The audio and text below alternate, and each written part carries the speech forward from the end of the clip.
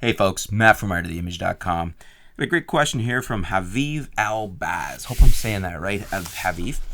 He says, hey Matt, I got the Canon 10-18 STM and the 50mm STM, and for all around, what do you think of the 15-85 versus the 18-135 USM that you recommend?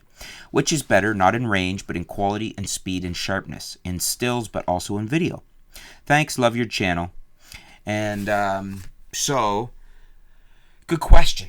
And I'm sure people, I've seen this question from viewers other than yourself. So I think this is a common question when people are, looking at an APS-C camera from Canon, such as the T6i, T6s, 70D, 80D, and trying to decide, they're looking and they see the 18-135 packaged with that. It's a great lens, STM lens, but then they see there's this 15-85. What's the difference and which one should I buy? Well, in my opinion, quality, speed, and sharpness, so build quality, the speed of the lens, and the sharpness are not any reasons to buy one over the other. They're basically on par. These two lenses for build quality, speed, and sharpness, performance and the way they're built are essentially the same.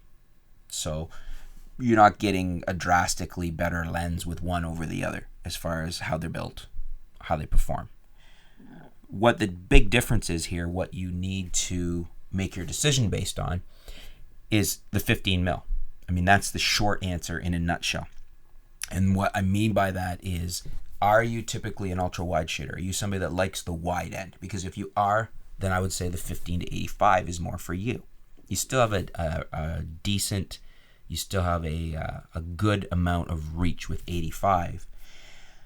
So 15-85 is a very usable lens if you like a wider focal point at the wide end. If you like an ultra wide field of view, I guess maybe if you're more of a landscape shooter, let's say.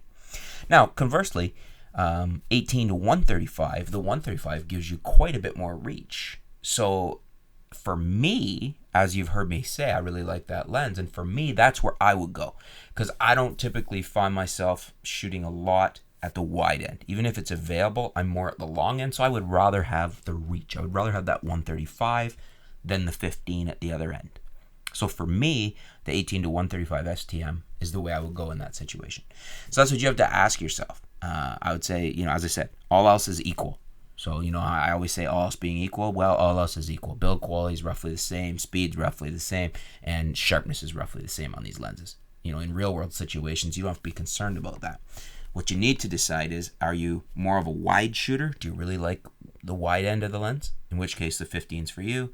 Or do you find yourself, when you go back and look at your photos, are you typically not shooting a lot at the wide end? Are you on the longer end? In which case the 18-135 is more for you, as it is for me. But what do you guys think? Do you agree with me, first of all, that that's the main reason to decide between these lenses? Or do you think there's actually is a big difference in sharpness or build quality between the two?